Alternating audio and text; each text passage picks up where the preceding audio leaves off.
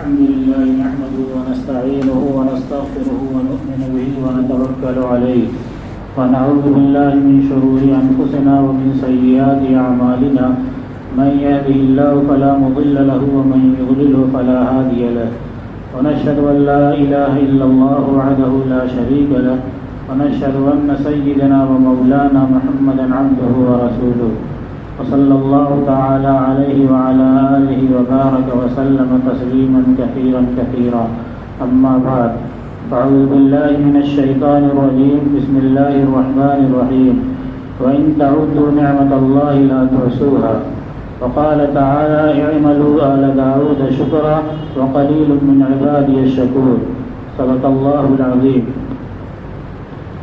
محترم حضرات، پہلی آیت کا ترجمہ یہ ہے کہ اگر تم اللہ تعالیٰ کی نعمتوں کو شمار کرنا چاہو تو اس کو شمار نہیں کر سکتے.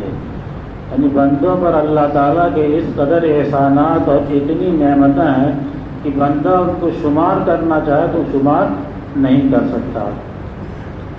جب شمار نہیں کر سکتا تو اس کا شکر کیا ادا کرے گا؟ چنانچہ ارشاد فرمایا کہ اعملوا آل داؤد شکرا وقلیل من عبادی الشکور. یہ داؤد کی اولاد و شکر ادا کرو، اس لیے کہ میرے بندوں میں شکر گزار بہت کم ہیں. اللہ کی جو نعمتیں بندوں پر ہیں ان میں سب سے اہم نعمت ایمان کی ہے اور اعمال صالحہ کی ہے. ایمان ایسی دولت ہے کہ جس کو یہ دولت مل گئی اور انسان کا خاتمہ ایمان پر ہوا تو پھر اس کی دائمی آرامگاہ جنت ہوگی. ہمارے بزرگ مولانا سید عطا اللہ شاہ بخاری رحمۃ اللہ علیہ فرماتے تھے کہ دنیا میں 4 چیزیں بہت قیمتی ہیں: جان، مال، آبرو اور ایمان. کہتے تھے کہ جان پر جب کوئی مصیبت آتی ہے تو آدمی مال خرچ کرتا ہے اور اپنے آپ کو اس مصیبت سے بچاتا ہے. اگر آبرو پر کوئی حرف آئے تو آدمی جان اور مال دونوں خرچ کر کے اپنی عزت اور آبرو کا دفاع کرتا ہے اور اپنی عزت اور آبرو کو بچاتا ہے. کہتے تھے کہ اگر ایمان پر کوئی ابتلا آئے، ایمان پر اگر کوئی آفت آئے تو آدمی جان، مال اور آبرو تینوں کو اگر قربان کر کے ایمان کو بچا لے جائے تو یہ سودا سستا ہے. ان تینوں کے مقابلے میں ایمان اور ان سے کوئی نسبت نہیں، کوئی مناسبت نہیں ہے. اور آج دنیا کا سب سے زیادہ نشانہ جو ہے وہ ایمان ہی ہے. صورتحال باہر کی دیکھ لیجئے کہ ارتداد کی جو خبریں آ رہی ہیں تو پورا حملہ اسی پر ہے کہ اسی دولت کو جو ہے چھین لیا جائے مسلمانوں سے. کچھ تو ہم لوگوں کی غفلت، دنیا میں انحباط، تو اس کی وجہ سے ویسے ہی جو تعلق اللہ تعالیٰ کے ساتھ ہونا چاہیے، ایمان اور عقیدے کی جو پختگی ہونی چاہیے وہ باقی نہیں رہتی اور معمولی حملے میں آدمی ڈھیر ہو جاتا ہے، ایمان سے ہاتھ دھو بیٹھتا ہے. اللہ تعالیٰ محفوظ رکھے. تو اللہ تعالیٰ کی اتنی نعمتیں ہیں بندوں پر کہ اگر وہ شمار کرنا چاہے تو شمار نہیں کر سکتا. اس میں ایک رمضان المبارک کا یہ مہینہ بھی ہے جو چند گھنٹوں کے بعد پورا ہو جائے گا یا ایک دن اور.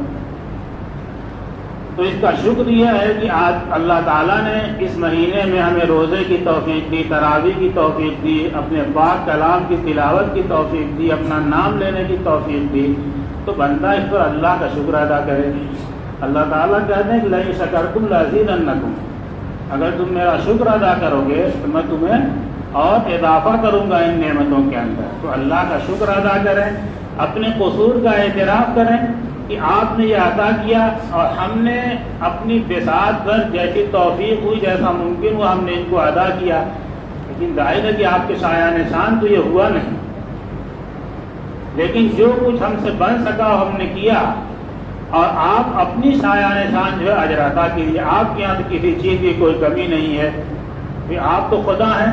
فارسی کی ایک ربائی ہے کہ شاہد کرم بر بنے درویش نگر بر حال من خست و دل ریش نگر، کہ اے بادشاہ، اے آقا، آپ جو ہے مجھ عاجز اور درمادہ پر جو ہے آپ نظر کیجیے. ہر چند نعم لائق بخشائش تو برمن من نگر بر کر میں خیش نگر. میں اس لائق نہیں ہوں کہ آپ کی بخشش کے لائق تو میں نے نہیں کچھ کیا، یعنی میرے اعمال اس لائق نہیں ہے کہ آپ بخش دیں، لیکن آپ میری طرف مت دیکھیے، اپنے شان کرم کی طرف دیکھیے۔ تو اللہ کی تو یہ شان کرم ہے کہ تمام تر اپنی ناکارگیوں کے باوجود اللہ نے یہ مہینہ عنایت کیا اور اتنی کچھ توفیق عطا کی، تو اس کا شکر ادا کریں۔ لیکن مسئلہ یہ کہ اب رمضان تو ختم ہو رہا ہے، جو کچھ عمل ہم نے کیا اب آگے کیا کرنا ہے ہمیں؟ عمل کا یہ سلسلہ اور روزہ، تراویح یا اور دوسرے اعمال یہ تو رمضان کا چاند ہوتے ہی یہ ختم ہو جائیں گے، لیکن اس کی جو برکتیں ہیں، اس کے جو انوار ہیں وہ تو باقی رہتے ہیں۔ اللہ تعالیٰ جب دعا کریں کہ جو کچھ ہم سے ممکن ہوا وہ ہم نے کیا، اور آئندہ اب اگرچہ روزہ تو نہیں ہے، تراویح بھی نہیں ہے، لیکن جو طاعات اور عبادتیں ہیں آپ ہمیں ان سے محروم نہ کیجیے۔ سال کے بقیہ حصوں میں جیسے مسلمانوں کی ایک بڑی تعداد موجود ہے یہاں، لیکن ہوتا ہے کہ جیسے ہی عید کا چاند ہوتا ہے ویسے ہی یہ تعداد ایسی گھٹتی ہے کہ اسی مسجد کے اندر فجر کی نماز میں ایک صف تو مکمل ہوتی ہے اور دوسری صف کبھی دوسری صف میں آدھی صف زیادہ سے زیادہ، کبھی ایسا ہوتا ہے سال بھر میں 2-4 مواقع ایسا 2 صف ہو جاتے ہیں، آخر وہ نمازی کہاں گئے جو وضو خانے تک تھے۔ ایسا تو نہیں کہ کوئی خاص قسم کی فرضیت رمضان میں ہوتی ہے جو رمضان کے بعد کم ہو جاتی ہے۔ جیسے نماز اس وقت فرض تھی، جیسے اعمال اس وقت ضروری ہے، ویسے ہی رمضان کے بعد بھی ہیں۔ جو کچھ ممکن ہوتا ہے وہ اللہ کی توفیق سے ممکن ہوتا ہے، تو اللہ سے اس کی توفیق مانگیں کہ جیسے اب عزم کریں اور ارادہ کریں۔ سب سے پہلا تو یہ کہ ہم نماز جو ہے نہیں ترک کریں گے، نماز باجماعت مسجد کے اندر آ کے باجماعت نماز کی پوری پابندی کریں گے، ہم اس کا عزم کرتے ہیں تو اللہ تعالیٰ کو تو ہم سے کوئی دشمنی نہیں ہے کہ وہ ہماری بات نہیں، ہماری دعا نہیں قبول کریں گے۔ وہ تو دلوں کو دیکھتے ہیں، مشکل یہ ہے کہ ہم بندوں کے سامنے تو کچھ بھی کہہ سکتے ہیں، وہ تو دیکھتے ہیں کہ اگر تم یہ عزم کرتے ہو یا ارادہ کرتے ہو تو تمہارے دل کا یہ ارادہ کیسا ہے، اسی کے مطابق وہ معاملہ کرتے ہیں۔ اب ایک آدمی یہ زبان سے صرف کہتا ہے کہ ہم نماز پڑھیں گے، ہم گناہوں سے بچنے کی کوشش کریں گے، ہم بدنگاہی نہیں کریں گے، لیکن اس کے دل میں یہ ہے کہ یہ کریں گے، تو اس کی تو کوئی حیثیت نہیں ہوگی۔ ہم اس سے کہہ رہے ہیں جو ہمارے وسوسوں تک دل کے ہلکا جو ارادہ ہوتا ہے، جو خیالات دل پر گزرتے ہیں ان سے بھی وہ واقف ہے، تو پھر ان دعاؤں کا تو کوئی مطلب نہیں۔ یہ تو ہو سکتا ہے کہ آدمی عزم کرے، پختہ عزم کرے اور پھسل جائے، اس کے لیے اللہ تعالیٰ نے توبہ رکھی ہے، استغفار رکھا ہے کہ اگر ایسا ہو جاتا ہے تو آدمی توبہ کرے، استغفار کرے، اللہ تعالیٰ معاف کر دیں گے، پھر وہ اپنے راستے پر چلتے۔ ہم کمزور ہیں، ہمارے اندر وہ طاقت نہیں، لیکن اللہ سے اس کی بھی توفیق مانگنا چاہیے کہ ہم کمزور ہیں، لیکن آپ تو ہر چیز پر قادر ہیں۔ ہم آپ کے حوالے اس بات کو کرتے ہیں کہ آپ ہمیں ہمارے اس عزم پر اور اس ارادے پر ہم کو ثابت قدم رکھیے۔ حضرت یونس علیہ السلام کا واقعہ اللہ تعالیٰ نے قرآن پاک میں بیان کیا ہے کہ وہ مچھلی کے پیٹ میں چلے گئے تھے، جانتے ہیں لوگ اس واقعے کو۔ تو جب وہ مچھلی کے پیٹ میں گئے ہیں تو بالکل تاریکی، کہ ایک تو مچھلی کا پیٹ، کہ سمندر کی تاریکی، اب وہاں پہنچ کے جو ان کا حال ہوا ہے، تو ایسا کوئی وقت اگر آتا ہے تو کس کو پکارنا چاہیے؟ اللہ تعالیٰ کہتے ہیں فنادیٰ فی الظلمات اللہ الہ الا انت، ان تاریکیوں میں جو ہے یونس نے ہمیں پکارا اور کیا کہا؟ لا الہ الا انت، کہ آپ کے علاوہ کوئی معبود نہیں، آپ ہی معبود ہیں۔ لا الہ الا انت سبحانک ہے، یعنی آپ کی ذات پاک ہے، آپ کا کوئی قصور تو میرا ہے، یعنی ایسا نہیں ہے کہ میں نے کوئی ظلم کیا آپ نے اٹھا کے سمندر میں پھینک دیا ہے، بلکہ جو کمی تھی، جو قصور تھا وہ میرا تھا، سبحانک ہے۔ تو لا الہ الا انت سبحانک انی کنت من الظالمین، ظلم کرنے والا اور ظالم تو میں ہی ہوں، یعنی میں ظالم ہوں، آپ مجھے معاف کریے۔ فاستجبنا له ونجیناہ من الغم، اللہ تعالیٰ کہتے ہیں کہ انہوں نے جب مجھے پکارا، اور یہ یاد رکھیے کہ اگر اللہ تعالیٰ کو کوئی آدمی اخلاص کے ساتھ، خلوص قلب کے ساتھ اگر پکارے گا تو اللہ تعالیٰ اس پکار کو سنتے ہیں، وہ کہتے ہیں ادعونی استجب لکم، مجھے پکارو اور میں تمہاری بات کو قبول کروں گا۔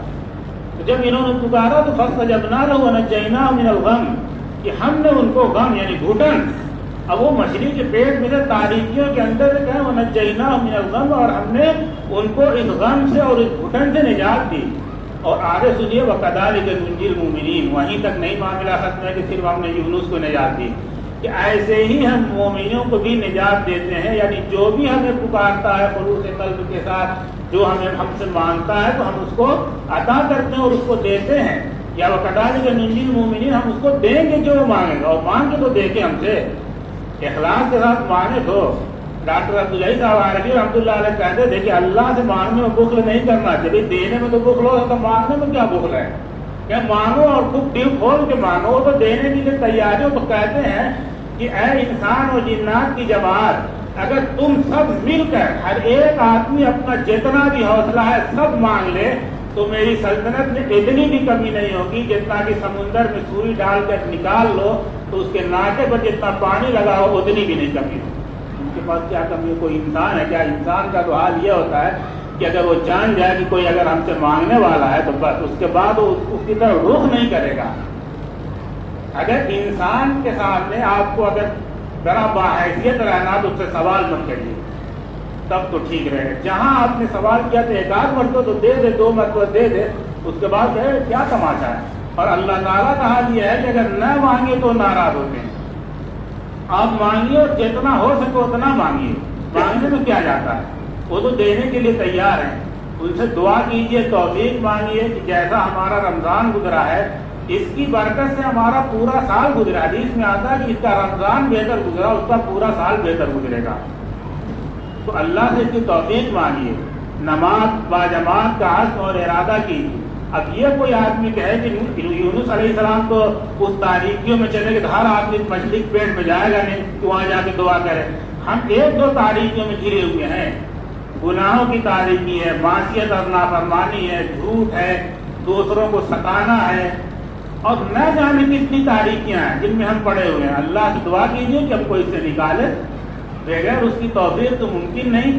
اللہ کی توفیق اگر شامل حال ہوگی تو یہ تمام کی تمام چیزیں آدمی اس سے بچے گا اور نیک اعمال کی توفیق ہوگی۔ جب بغیر توفیق الہی کے کچھ ممکن نہیں ہوتا ہے، تو اللہ سے اس کی توفیق مانگیے اور بہتر ایام گزارنے کی کوشش کیجیے، آپ عزم کیجیے اور اس پر اللہ سے توفیق مانگیے، اللہ کی مدد شامل حال